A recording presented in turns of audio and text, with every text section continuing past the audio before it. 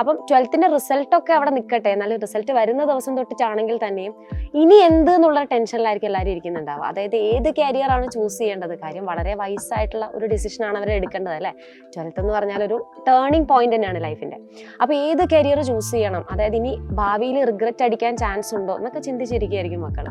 അപ്പോൾ നമ്മുടെ മെഡിക്കൽ അല്ലെങ്കിൽ എഞ്ചിനീയറിംഗ് പ്രൊഫഷൻ എന്ന് പറഞ്ഞാൽ വളരെ റെസ്പെക്ട്ഫുൾ ആയിട്ടുള്ള അല്ലെങ്കിൽ വളരെ സെക്യൂർ ആയിട്ടുള്ള ഒരു ജോബ് പൊസിഷനാണ്. ഇനി ഡോക്ടർ അല്ലെങ്കിൽ എഞ്ചിനീയർ ആവാൻ വേണ്ടിയിട്ട് നമ്മുടെ നീറ്റ് JEE പോലുള്ള എൻട്രൻസ് എക്സാം ക്രാക്ക് ചെയ്യുക എന്നുള്ള കാര്യങ്ങളാണ് അവർ ചെയ്യേണ്ടത്. അപ്പോൾ ഇതിന് വേണ്ടിയിട്ട് അവരുടെ പ്രിപ്പറേഷൻസ് ആദ്യമേ തന്നെ വളരെ സിസ്റ്റമാറ്റിക് ആയിട്ട് ചെയ്താൽ മാത്രമേ ഈ ഒരു ലെവലിലേക്ക് അല്ലെങ്കിൽ ഏതൊരു ടോപ്പ് റാങ്കിലേക്ക് അവർക്ക് എത്താൻ വേണ്ടി പറ്റുള്ളൂ. അപ്പോൾ അതിന് വേണ്ടിയിട്ട് നമ്മുടെ സൈലത്തിൻ്റെ റിപ്പീറ്റർ ബാച്ചസ് അവൈലബിൾ ആണ്. അതായത് 9ഓളം ഹൈബ്രിഡ് സെൻറ്റേഴ്സിൽ ഈ ഒരു റിപ്പീറ്റർ ബാച്ചസ് അവൈലബിൾ ആണ്. അതായത് കുട്ടികൾക്ക് അവരുടെ തൊട്ടടുത്തുള്ള സെൻറ്ററിൽ തന്നെ പോയിട്ട് വളരെ കംഫർട്ട് സോണിൽ ഇരുന്നുകൊണ്ട് തന്നെ, പിന്നെന്താണ്, വളരെ എക്സ്പീരിയൻസ്ഡ് ആയിട്ടുള്ള ഫാക്കൽറ്റീസ് ആണ് നമ്മുടെ സൈലത്തിൽ ക്ലാസ് എടുക്കുന്നത്.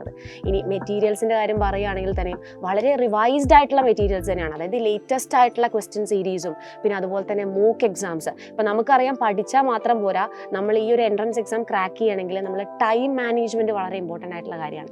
അപ്പം കറക്റ്റായിട്ട് എന്താണ് എല്ലാ മൂക്ക് സീരീസ് അറ്റൻഡ് ചെയ്യുന്നതോടുകൂടി കുട്ടിയിൽ കോൺഫിഡൻസ് ബിൽഡ് ചെയ്യാൻ വേണ്ടി ഇത് വളരെയധികം ഹെൽപ്പ് ചെയ്യുന്നൊരു കാര്യമാണ്.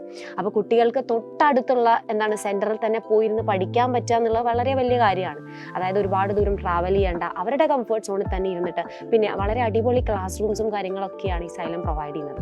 അപ്പോൾ ഇത്രയും എന്താണ് അടിപൊളി ഫീച്ചേഴ്സും കാര്യങ്ങളൊക്കെ ഉള്ള നമ്മുടെ ഈ ഒരു റിപ്പീറ്റർ പ്രോഗ്രാമിലേക്ക് ജോയിൻ ചെയ്യാത്ത അല്ലെങ്കിൽ ജോയിൻ ചെയ്യാൻ ആഗ്രഹമുള്ള മക്കളുണ്ടെങ്കിൽ എൻ്റെ ഒരു അഭിപ്രായത്തിൽ പറയുകയാണെങ്കിൽ എത്രയും പെട്ടെന്ന് തന്നെ ജോയിൻ ചെയ്യുക. പിന്നെ അവരുടെ പൊട്ടൻഷ്യൽ അനുസരിച്ച് പഠിക്കുക.